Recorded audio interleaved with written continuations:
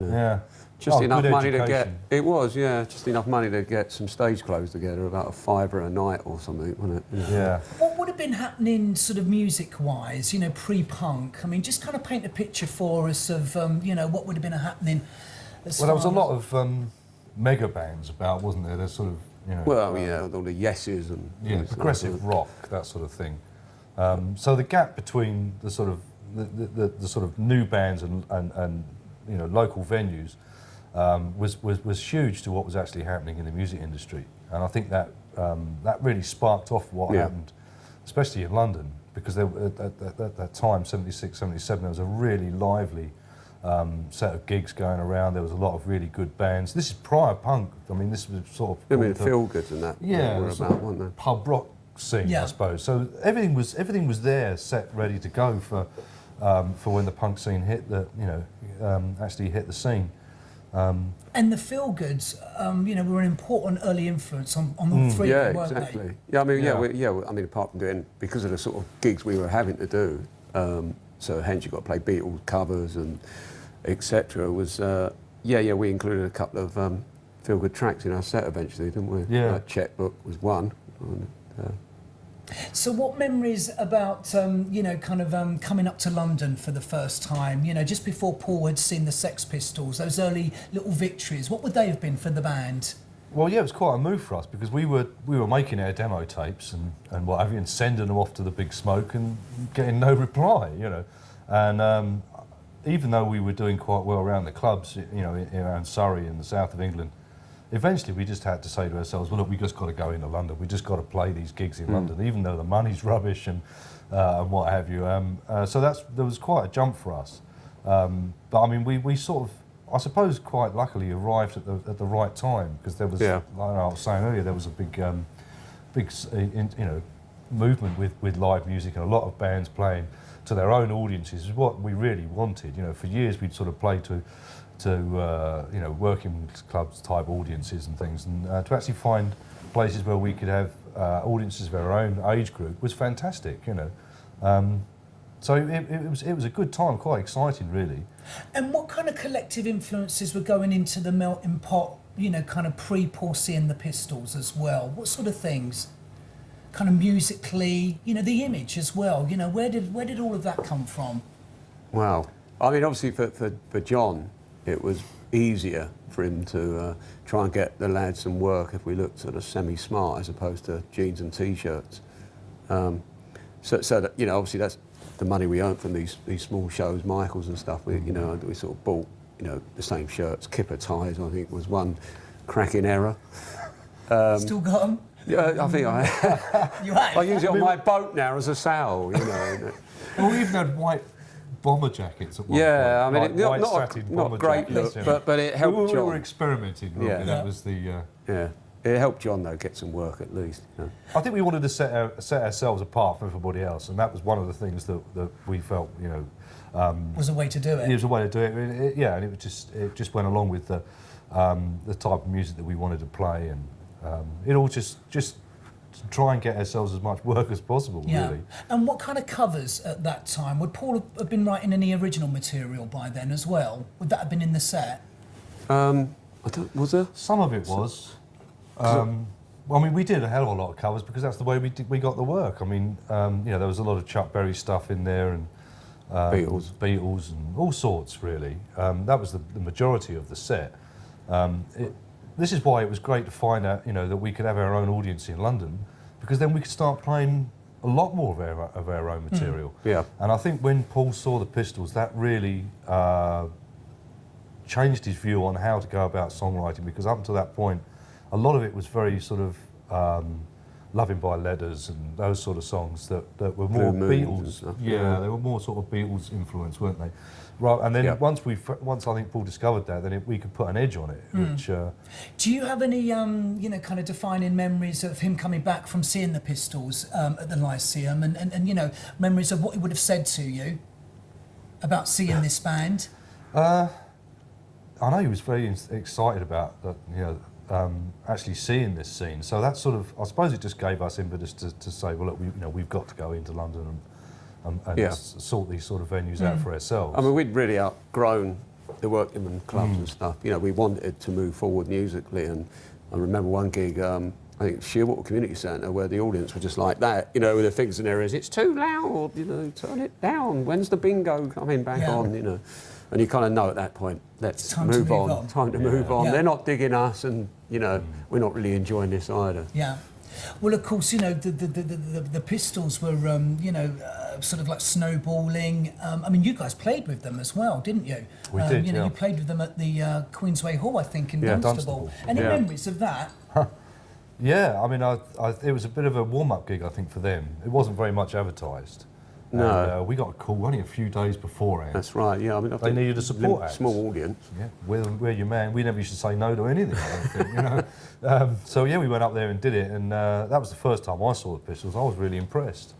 Even though there wasn't a lot of people there, you know, you could probably count the audience on both hands, you know, I mean, there wasn't a lot of people. It was a breath of fresh air, wasn't it? Like you said, you know, compared to ELOs and the Yeses, etc., you know. I swept that all away. And the Clash were another important influence, weren't they? Especially, I think, Joe, as far as Paul's songwriting was concerned, writing about things that mattered. Yeah, I think, exactly. You know, moving into London, it sort of put us in touch with a lot of these people, you know. I mean, I think the Clash sort of wandered down the road to see us when we did the Soho Market gig. Yeah.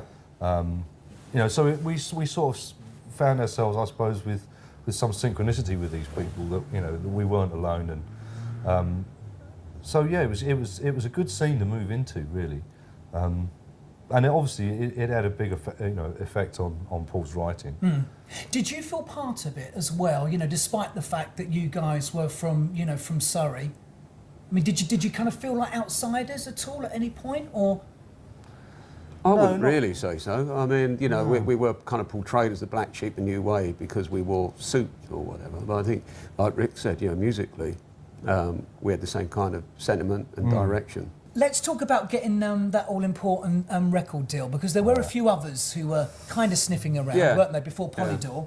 Yeah, there was. Well, EMI actually came down to Michael's, didn't they? There was an interest there, which kind of fizzled out. He mentioned Chiswick Records.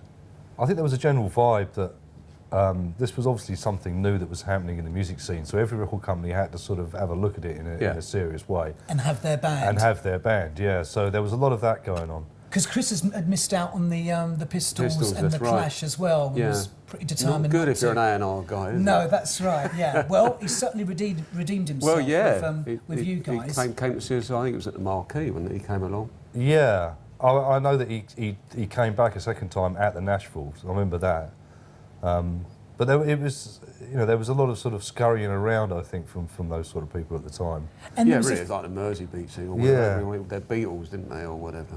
What memories for the recording of this album? Well, it was all done in Polydor's own little studio, Stratford Place. Stratford Place. Yeah. And done quite quickly, because obviously you could argue that we've been rehearsing for this for 5 years, you know. So it was quite an exciting thing. I mean, for us to actually say, oh yeah, we've got a record deal now, you know, that was quite a lovely moment, and to actually go and record it as well. It didn't take that long, about 10 days. 10 days, I think, yeah, because it was like you about to say, I think, you know, it was primarily our live set. So once, once, you know, that we were plugged in and mic'd up, it was just, just perform your live show. It didn't take that long capturing the sound from every instrument, etc. And 10 days, I think. I mean, you know, some wonderful songs on there. Non-Stop Dancing was a big favourite of mine, Away from the Numbers. And I guess we have to talk about, you know, the song itself, In the City, which was, you know, an early important anthem. Would you have any kind of sort of memories? It was your first hit. Top 40, just in there. Any memories of hearing that song for the first time? Yeah, well, there again, I mean, you know, these were all firsts for us, you know. First time we get a single out, then they picked up the album deal, and then the first time you hear it on the radio. I mean, there is a you know, a tremendous buzz going on. You think, oh, you know, I think it was just a great experience then, and it just led on, because we never seemed to have to stop after that. There was plenty of work. We did 2 albums in '77, obviously the Modern World as well. So yeah, it was a lot of firsts, I suppose, and you know, being young and enthusiastic, we were just saying yes to everything. You know. Yeah, I mean, it's a great buzz walking into my local pub and in the city being on the jukebox and all your mates going, it's on. Yeah, I know, it's great, but I'm kind of embarrassed. But then you go to the bar and go, yes, it's fantastic. Yeah. And what about doing Top of the Pops for the first time as well? Any memories of that? Well, to me, it was great in terms from my mum's point of view, because, you know, the next day when she used to work in the bakers, all her friends were coming in and saying, I saw your boy on telly yesterday, you know, and that kind of, because my mum didn't really want me to go full time into the Jam. She thought, you know, it won't last, you know, stick at being a printer, basically, you know. But my memories of it was how quietly the show was recorded. You know, it's just played, the playback, the track was played back so quietly that when you're trying to move around on stage, you're kind of deafening the audio. You can't hear the backing track because you're just jumping around on stage. You know, it's a bit of an anticlimax, I think, actually. Yeah, I think the mystery had been lifted. I mean, once you see it on TV and you think, oh, this must be a really vibey show and all the rest of it. When you actually go there and do it, like Bruce was saying, it's a little bit subdued, you know. So you see it from the other side of the fence, which sort of took the thrill out of it, I think, for us a little bit. I mean, because you did tour with the Clash for about half of their tour. Yeah. What happened there? Well, I think there was quite a lot of things going wrong there. I mean, the PA wasn't particularly good. There was arguments over the billing. Yeah. Unfortunately, sort of, you know, the labels got involved and it becomes big business all of a sudden. You know, so it was a bit out of our hands. But yeah, you get into the realms of, well, we're not getting use of the lights or whatever. You know, the PA wasn't good enough. And it was just a lot of unnecessary bitching, really, from all sides, I think. You know, so in the end, you just decide, well, it's probably best we pull out then. And do our own tour, which you did. Exactly, and it was almost like the tour that never ended, really. I mean, it was a ridiculous amount of gigs, wasn't it? Yeah. I mean, what kind of memories of... How many shows did you say we did in the early days? It was a ginormous amount. Yeah, it was only a few shows short of breaking some world record or something, but we knew it at the end. I mean, we were literally at his throats at the end. Because it was just too much. We would always say yes to, oh, give us more gigs, but it did get rather silly that we were constantly doing gig after gig after gig after gig, and it. But also exciting though, sort of watching people kind of getting into it around the country, playing all these, Glasgow, Liverpool, Manchester, Birmingham, all for the first time. Yeah, and I know sort of knocking Top of the Pops. I mean, that was a great vehicle, obviously, for the rest of the country to see the Jam, because we couldn't be there everywhere at the same time. Well, let's talk about the second album as well, and also the run-up to This Is the Modern World. So, I mean, do you feel, looking back, that maybe it was recorded, sort of too quickly? I mean, I don't. You don't? I mean, because, we introduced acoustic guitars and some slower numbers, I think the press kind of expected In the City too. Maybe some of the fans did, but there's some great songs on that album which we're now playing live that kind of got overlooked at the time. I think it's very underrated. Same goes for you, Rick. Yeah, it was a bit of a shame, really, because we almost moved away from this album almost straight away, and put a lot of our efforts into what the next thing was. But the lineup probably says, I think there's some really good things on there. I mean, it was quite a learning curve for us. The first album was easy to do, as far as we were concerned. The second album was pretty much sort of written in the studio, and this was the first time we'd ever done anything like this without sort of playing the stuff live first or whatever. Yeah, so there was a lot of things that we had to sort of learn on the way. I mean, you could say we made mistakes with it, but I mean, looking back on it, I think there's some good things on there. I think it was an album that we really had to do, to sort of move on. It's maybe it was a little too much too soon, perhaps. Maybe it was too much of a radical change, but then we always wanted, and we did through the rest of the albums, push ourselves a bit more, give ourselves a bit more of a challenge, not regurgitate the same songs every album. It's going to get boring, we'll get bored, the audience will get bored. Yeah. I mean, there were sort of, criticisms at the time about maybe the kind of quality of the songs across the board as well. I mean, do you kind of sort of, remember that? Was there any sort of truth, do you feel, in This in Modern that? World? Yeah. Well, I mean, Paul had moved up to London, hadn't he, and was in a relationship. I mean... Well, I mean, my memory of the whole thing was that, as far as the live work was concerned, we were still doing really, really well live-wise. It was only from the sort of press that we were getting bad reviews necessarily about Modern World album.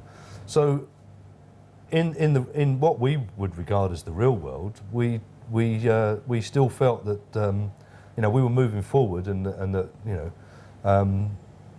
so we at the time I don't think we made as many mistakes as the press might have made out at the time, but I think it was just one of those learning curves that we had to go through. Yeah.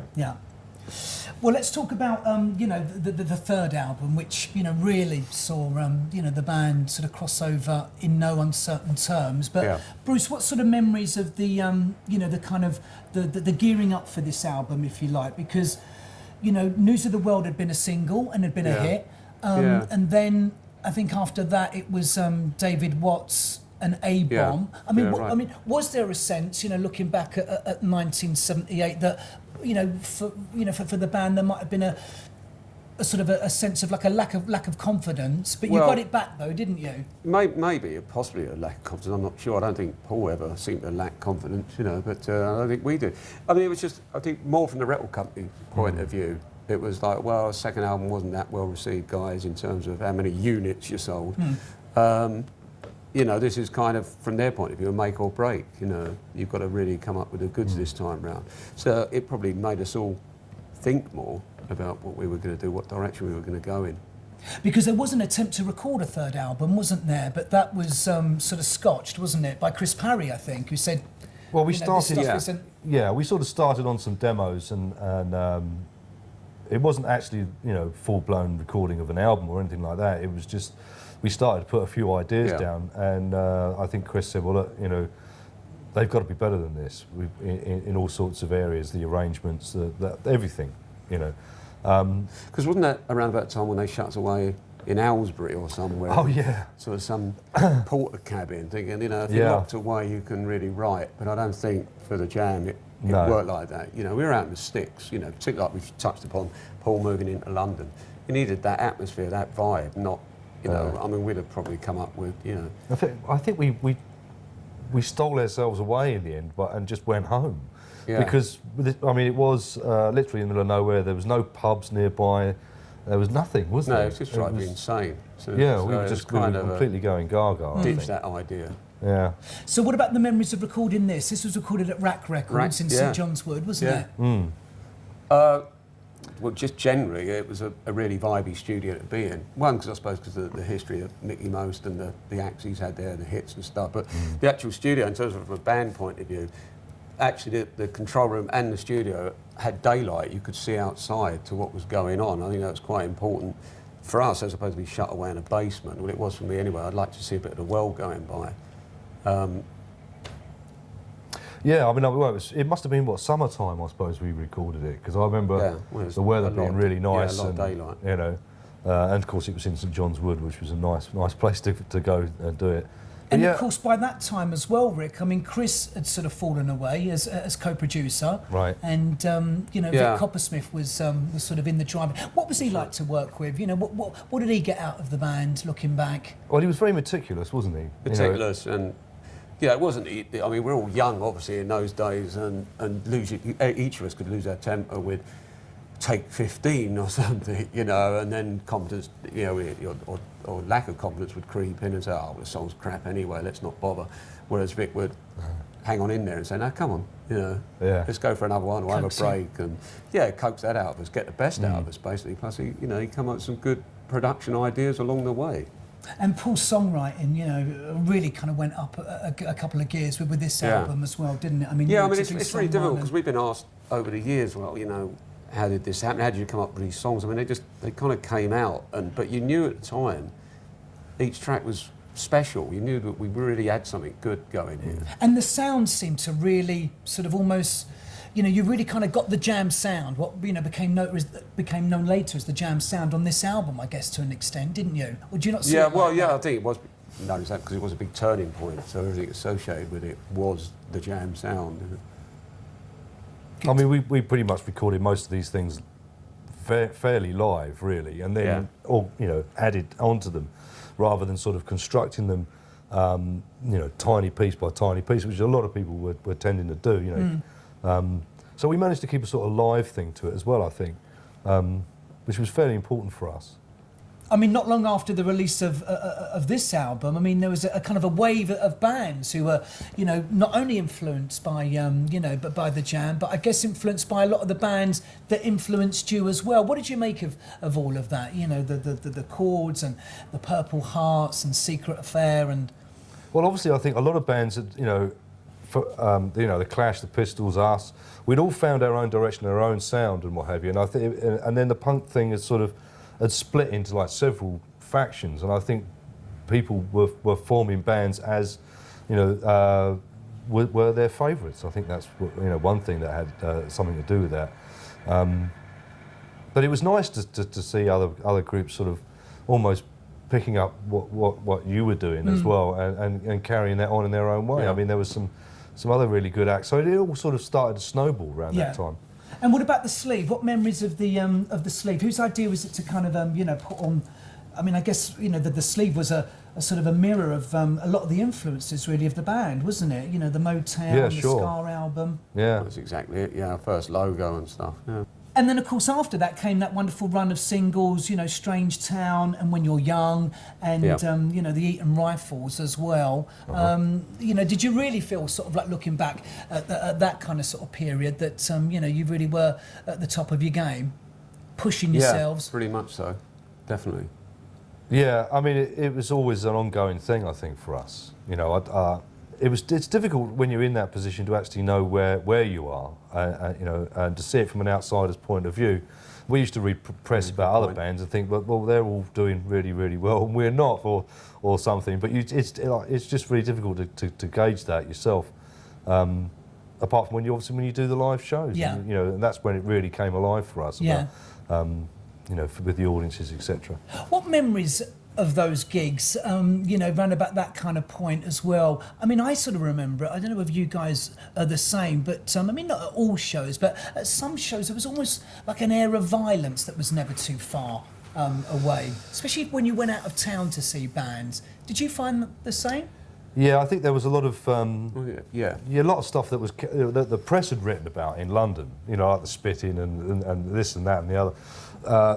That people sort of, they read it out, and then they thought, well, this is the way to react to these particular gigs, which wasn't necessarily the case. You know, so there was a bit of a hangover from that, I suppose.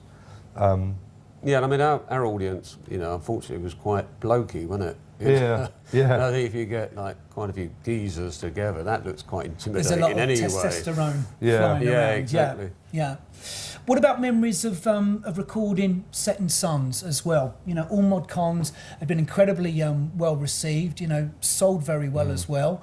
I think got to number 6. I think. Did it? Yeah, I think so. I mean, what memories of the recording of this album? Am I right in saying that a lot of this album was actually written in the studio, or Yeah, it certainly was. evolved in the studio? Yeah, I mean, my vague memory is like, you know, Paul had an initial idea, he'd whack that down during the day as a sort of a glorified demo, and then Rick and myself would kind of slave through the night and try and, you know, work out what we were going to do with it and take it from there. And Paul would come in the next day and we would record that track or whatever. Yeah. Right. I mean, musically, though, as well, you were sort of also bringing in other instruments with this album. Yeah. I mean, it was quite challenging, that, I think. You know, I think I even had to go on a cello on one of those tracks, you know. I cut quite a sight with a cello between my legs, I can tell you. And wasn't there, didn't you have to raid the fridge at some point for Oh, we done. smashing some wine bottles? Was that Yes. for Setting Suns, or? Yes.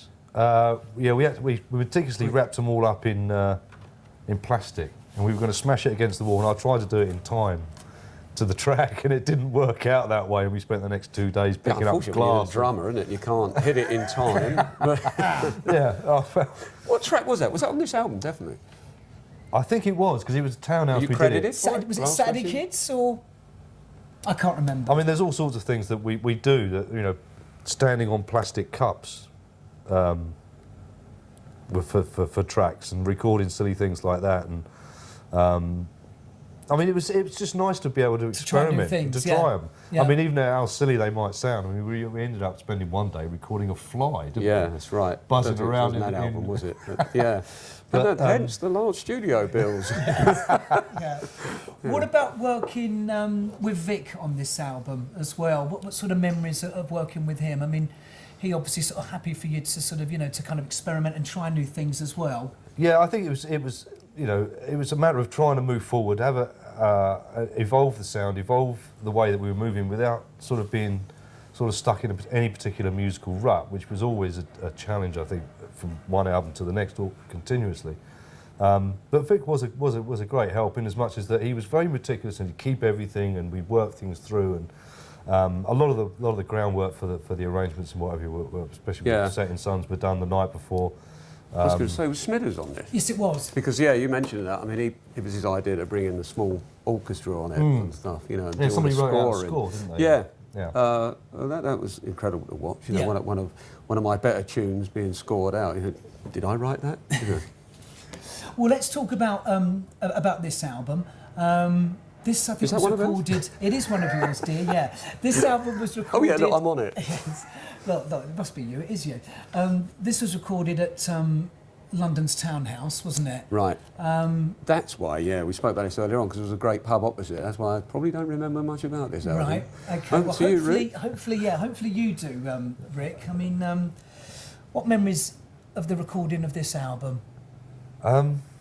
You didn't. I mean, looking back, and I mean, you didn't have too much time off, really, did you? I mean, No. if you weren't in the studio, there were singles, and you were touring a lot. Yeah. Well, I think hence that's in the end that's what took its toll on Paul. Yeah, the workload was fairly intense.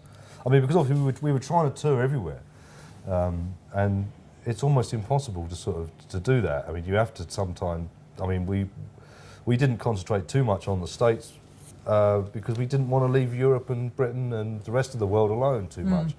So it was always very difficult. I mean, that's probably one reason why we didn't actually tour Australia and New Zealand, was not for any other reason than the fact that we just didn't manage to find the time to do it. Yeah. It was one of those things that you want to get around to doing. We never really did any work in Northern Ireland either. Well, no, it was just getting blown up at the time. Yeah, there was that as well. There is that, bombs and things, I mean, something that we have sort of missed, of course, was the band's first #1 single in Going Underground. You guys were out in America we're on in the tour, weren't States, you? yeah. Can you and, pick up the story for us? Well, I think we were going down like a lead balloon in a lot of the States. Did they just didn't get it? Well, at the time? East and West, like the New Yorks and LAs were pretty good, but when you start coming further in, and Texas, I think, was where we just decided we'd all had enough. We got the great news that Going Underground had gone straight in at #1. So we thought, we're going down really badly here. Let's go back to England and enjoy and revel in the moment. Exactly. Enjoy the moment. So that's what we did. Yeah. And it's still the same now, unfortunately. What about the the kind of recording, and also the kind of influences that were going into into this album? Because I mean, some of the tracks on it are very funky, aren't they? There was a funk influence. There was a Beatles thing going on. Yeah, I mean Pretty that's Green, probably the because we were single listening. that never was. Yeah. Yeah, I mean, obviously, at one point we listened to Revolver quite a bit in the car. So that's probably how certain tracks evolved, I should think. But more the Northern Soul thing, again, I think probably emulated from Paul. Yeah. And finally, the band's last album, The Gift. I mean, again, any sort of memories of the mood of the band, prior to going into Air Studios? This was recorded, That's right, wasn't just it? above Oxford Circus, hence the track Circus. I'm that imaginative. What should we call it? Where are we? Oh, a circus then. Yeah. It was quite a hard time, I think, doing the album. Yeah, it was. I mean, I think because I got the feeling that we didn't, we weren't so meticulous about this album. It's got a lot more rough and ready feel to some of the tracks. But again, I think that was probably just trying to find a new direction, a different way of approaching the same problem. With just a 3-piece. Do you know what I mean? So because obviously there's things like keyboards and brass parts and all sorts of things. Still drums. Yeah, not done by me, I might add. They were great. I thought they sounded really good. That was fantastic. What was that, Carnation, or which one was that? The Plan is Dream? Plan It is is the Dream. Plan is Dream. Sorry, yeah. Just as well I'm here, isn't it, really? Yeah, it's a reminder. Yeah. What about- Well, the thing is, when you screw up, you stop. Good point. What about the mood of the band at this time as well?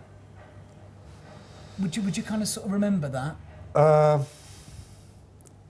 I remember Paul McCartney being in it. Yeah, They're he doing popped Tug his of head in the War. door. Actually, Yeah. he was quite a big fan of the band. So that cheered us up. Yeah. Apart from I was leaving one night and just coming out of the studio on Oxford Street, and there was I'm sidetracking here, but anyway. Go on, sidetrack But there's some fans were coming across the road and looking in my direction. I thought, probably want me autograph, and I was just about to say, who's it to, And they walked straight past me, and there's Macca behind me, just coming out.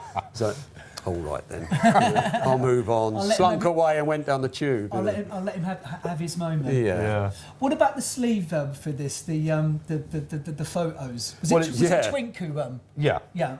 I mean, it's basically the running on the spot idea. So that's what we were doing. We were just running on the spot and just taking those shots. And these were taken on the roof, I think, of the studio. Yeah, we did some because it was right on the very top of the building, wasn't it? Overlooking. It was very precarious up there. Yeah.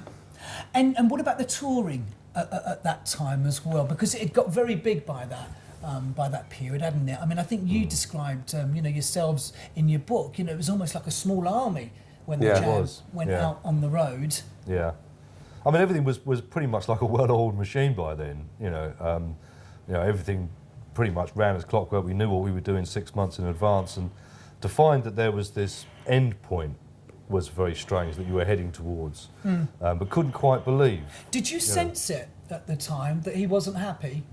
Well, you can misread, whether Paul was happy or not. Sometimes a bit tricky to decide really his mood. But I think for me there was a period in Japan that he was seemed particularly down.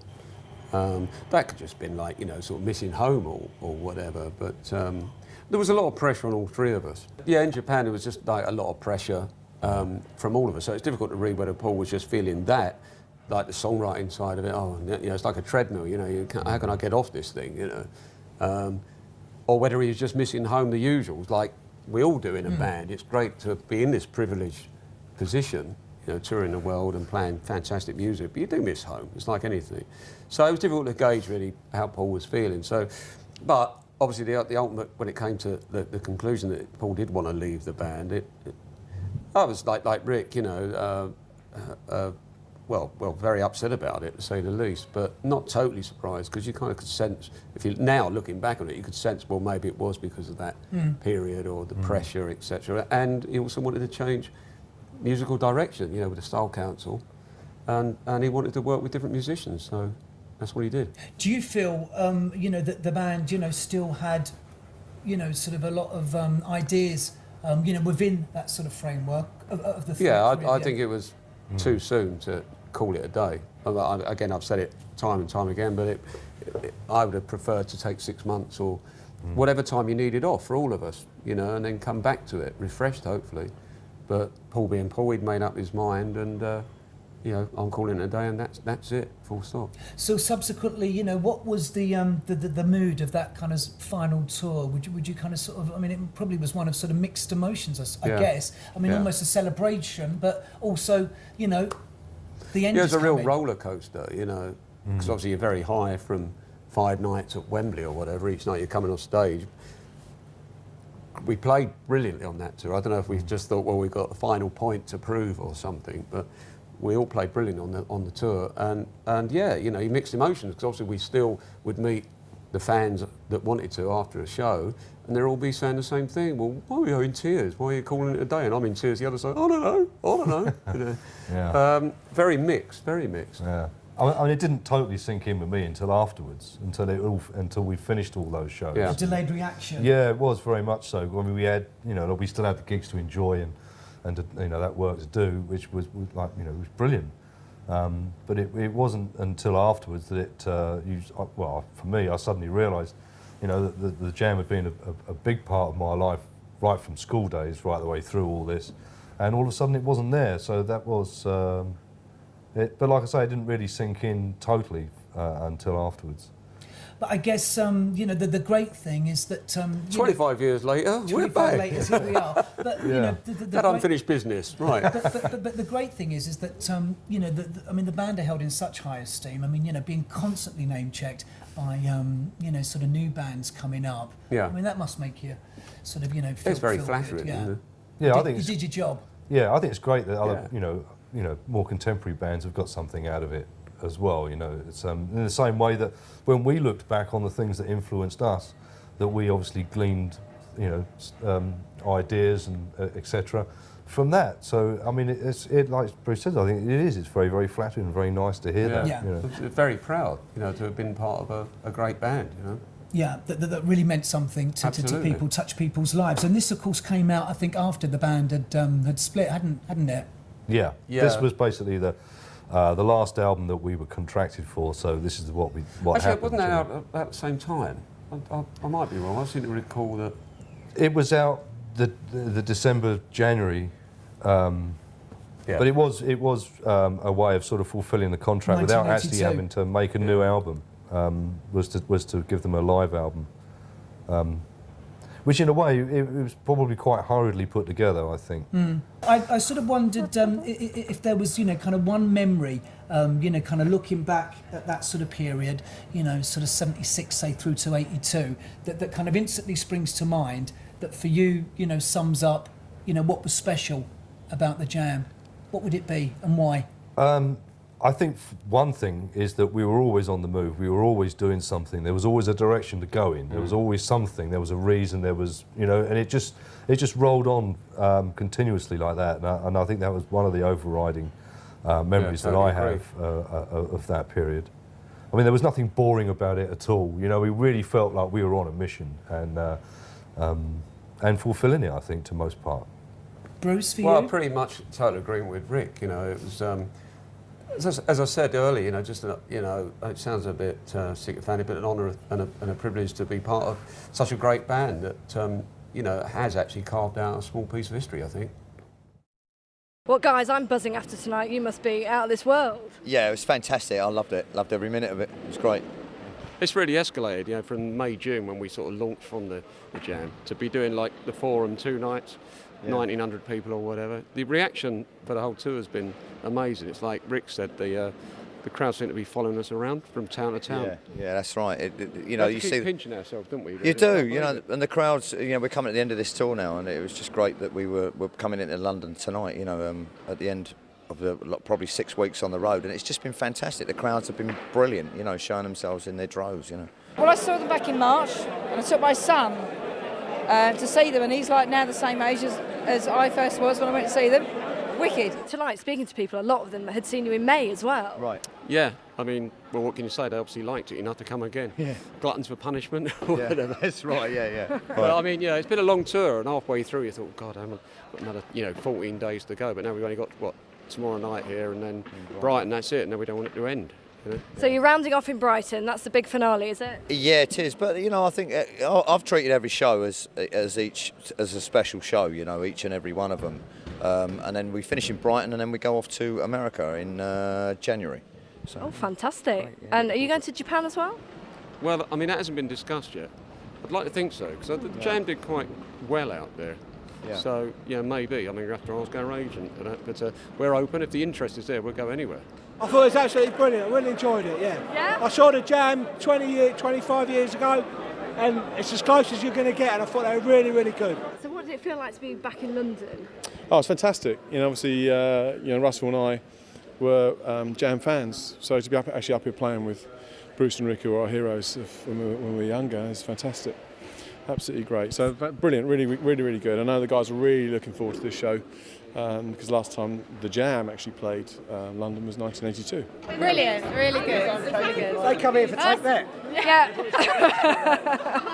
Well, you got a lot more than Take That. No, seriously. Underground. Seriously, what do you think? I think they're brilliant. So you're here again tomorrow night? Yeah, we're doing 2 nights at the Forum here, so we're looking forward to tomorrow, and I think another fun-packed evening. And then you round off in Brighton? Yeah, Brighton, and that's a very special place for Bruce and for Rick, because that was the last of the show they did with the Jam, and in December the 11th, 1982, so it's almost 25 years to the day, and we're going back to the same venue. That'll be a bit spooky. Yeah, I think it will. I think it's been quite an emotional evening, and we're really looking forward to it. And the whole tour's been pretty much packed out, hasn't it? Oh, it's been great. Overwhelming. Those songs are so ingrained in my psyche that to hear them played live by the guys that played it, the hairs go up on my arms, it's just absolutely mind-tingling. were looking very sharp tonight on stage. Yeah, it was all right, wasn't it? Great. Not bad, not bad. I'm 52, you know. Never, come on. Good turnout. Yeah, love the outfit, love the shoes, and quite a few of the audience were wearing similar things Were actually. they? Oh, wow. Well, there you are. No, Yeah. they look good on stage, so I'm happy with them. No, they look fantastic. I mean, The vibe was just really exciting in here tonight, you know, and I think it was. That's how it used to be in the old days, because you know I remember seeing the Jam years and years ago, and it was pretty much like tonight. so how was it for you then, having seen them years ago and actually being here on stage? Oh, it's great. Obviously, it's not the first time that I've been doing it. You know, it's not the first date that I've come out, so it's been a gradual thing for me. But you know, every night's a thrill. Russell Hastings did a great job, I thought, much better than I expected. Yeah, he was incredible, wasn't It it? was incredible, yeah. He really recreated the Jam sound fantastically. You think the crowd tonight, I mean, there are obviously a lot of people that had seen you before years back and are now here tonight, but some new younger people as well. Well, yeah, I mean, obviously, all joking aside, you know, I'm knocking on a bit, and you know, a lot of the original Jam fans are as well, and now they're bringing their kids along, because they weren't even born when the Jam were going, you know, 70, 77, 78 onwards. And it's just fantastic, because, I mean, there's a new audience for us to play to. No, they were loving it completely, and they knew all the words. Yeah, they did. Yeah, that's right. You know, that's the surprise. You see, young kids in there that know the words and they are passionate about it, like the kids used to be years and years ago. You know, when the Jam were around originally. So it's been I'm overwhelmed by the whole experience, really. Well, brilliant. I hope tomorrow night goes well, and Thank you very Brighton. much. Great. Then you can put your feet up for Christmas. We Well, can. yeah, it won't be quite as pressurised tomorrow, because you guys won't be here. We might secretly film you. Oh, no, well, don't tell us, all right? Yeah, don't tell us. Yeah. No, you were brilliant. Thank you. Thanks very a lot. much. Cheers.